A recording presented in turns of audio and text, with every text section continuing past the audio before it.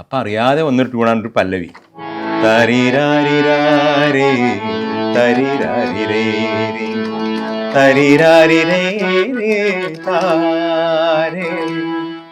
അത് മൊത്തത്തിൽ അങ്ങോട്ട് ഒറ്റയടിക്കാണ് പാടി, കണ്ണടച്ചെന്നാ പാടണത്. അപ്പ ശ്രീകുട്ടൻ ഓഹോ ഓഹോ ഓ പാടിക്കൊണ്ടിരിക്കുന്നു. ഓഹോ ഇതൊക്കെ റെക്കോർഡ് ചെയ്യാണ്.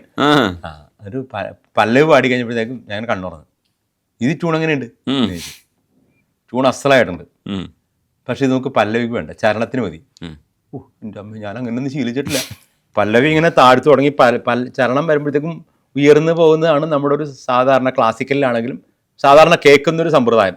ഇവിടെ സാധാരണ കേൾക്കണമെന്ന് ഇവിടെ വേണ്ട. സിനിമ എന്ന് പറഞ്ഞാൽ ഒരു പ്രാവശ്യം ഒന്ന് കേട്ടാൽ അടുത്ത സിനിമയിൽ വേറെ കേൾക്കണം. പുതിയ വന്നോട്ടെ.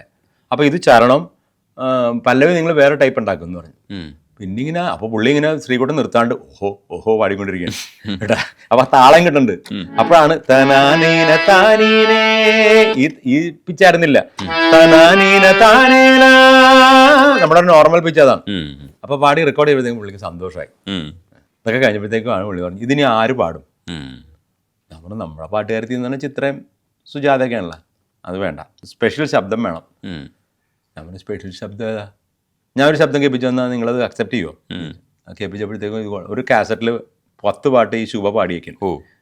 കേൾപ്പിച്ചു വന്നു, 2 കേൾപ്പിച്ചപ്പോൾ പറഞ്ഞു ഇത് നല്ലതാണ്, നല്ല രസമുണ്ട്.